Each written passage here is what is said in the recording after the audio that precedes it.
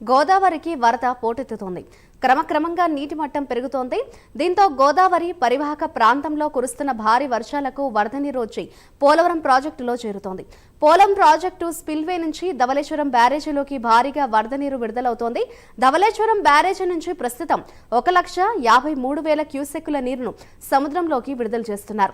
మరికొద్ది గంటల్లో వరద పెరిగే పరిస్థితి కనిపిస్తోంది. దీనిపై మరింత సమాచారాన్ని మా ప్రతినిధి శ్రీరామమూర్తి ధవళేశ్వరం బ్యారేజ్ నుంచి అందిస్తారు. ఏర్పడిన అల్పపీడనం కారణంగా ఉమ్మడి తూర్పుగోదావరి జిల్లా వ్యాప్తంగా భారీ వర్షాలు అర్ధరాత్రి నుంచి కురుస్తున్నాయి. గత 4 రోజులుగా కూడా వర్షాలు గోదావరి పరిపాలనలో కురుస్తుండడం వల్ల ఇక్కడ గోదావరి ధవళేశ్వరం బ్యారేజ్ దగ్గర వరద ఉధృతి పెరిగింది. దాదాపుగా ఎగువ పరివాహక ప్రాంతాల్లో ఎగువ నుంచి భారీగా వర్షం వచ్చి చేరుతుంది. వర్షం ముంపు చేరడంతో గోదావరిలో పోలవరం ప్రాజెక్టు ఎగువన కాపర్ డ్యామ్ దగ్గర 28 మీటర్లకు పైగా నీటి మట్టం పెరిగింది.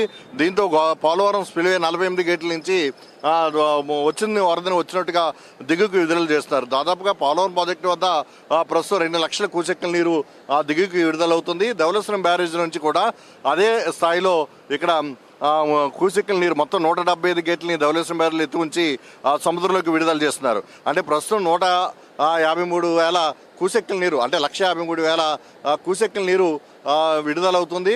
అయితే ఇది మధ్యాహ్నానికి మరి కాస్త పెరిగే పరిస్థితి కనిపిస్తుంది.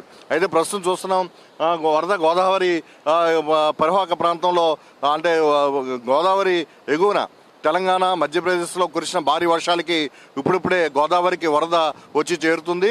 దీంతో కాళేశ్వరం బ్యారేజ్ దగ్గర ఇప్పటికే గేట్లు ఎత్తి ఒక క్యూసెక్కుల నీరు అంటే 56,000కు పైగా క్యూసెక్కుల నీరు ప్రస్తుతం విడుదల చేశారు.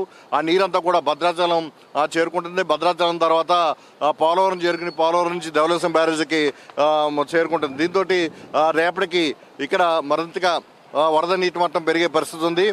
ప్రస్తుతం మన పోలవరం ప్రాజెక్టు ఎగువ కాపర్ డ్యామ్ దగ్గర గండిపోచమ్మ దేవీపట్నం మండలం దగ్గర దేవీపట్నం మండలంలోకి వస్తుంది. అల్లూరు జిల్లా పరిధిలోకి వస్తుంది. ఇది గండిపోచమ్మ ఆలయం కాపర్ డ్యామ్కి ఎగువకు ఆనుకుని ఉంటుంది. ఇక్కడ మొత్తం గర్భగుడి మొత్తం జలదిగ్బంధంలో చిక్కిపోయింది. అమ్మవారు కూడా పూర్తిగా మునిగిపోయే పరిస్థితి కనిపిస్తుంది. మరింతగా వరద పెరుగుతుంటే గుడి మొత్తం కూడా ఇక్కడ జలదిగ్బంధంలో చిక్కుకునే పరిస్థితి ఉంటుంది. ఈ రోజు సాయంత్రానికి మరింతగా వరద కాపర్ డ్యామ్ ఎగువన చేరుకుంటుంది. అదేవిధంగా రాజమండ్రి ధవళేశ్వరం బ్యారేజ్ దగ్గర కూడా వరద నీటి మట్టం పెరిగి ఇక్కడ 2 లక్షల క్యూసెక్కుల నీరు దిగువకి విడుదలయ్యే పరిస్థితి ఉంది. అంటే రేపు ఎల్లుండికి చూసినట్లయితే లక్షలాది క్యూసెక్కుల నీరు దిగువకు వస్తుందని చెప్పేసి అంచనాతో మొత్తం బ్యారేజీలోని 175 గేట్లను ఎత్తుకుంచారు. కురుస్తున్న భారీ వర్షాలకి ఎక్కడికెక్కడే వాగులు వంకలు ఏజెన్సీలో పొంగి ప్రవహిస్తున్నాయి. దీనివల్ల భారీగా వరద నీరు గోదావరిలోకి వచ్చి చేరుతూ ఉండడంతో క్రమేణా గోదావరి నీటి మట్టం పెరుగుతున్న పరిస్థితి. దీంతో అధికారులంతా కూడా అప్రమత్తమయ్యారు. కోనసీమలో డాక్టర్ బిఆర్ అంబేద్కర్ కోనసీమ జిల్లాలో ఇప్పటికే అధికారులు కూడా అప్రమత్తమై ఎప్పటికప్పుడు వరద పరిస్థితిని సమీక్షించి అనుగుణంగా తగిన చర్యలు తీసుకునే పరిస్థితి ఇక్కడ అధికారులు చేపట్టారు. కెమెరామెన్ రామకృష్ణతో శ్రీమూర్తి, ప్రైమ్ న్యూస్,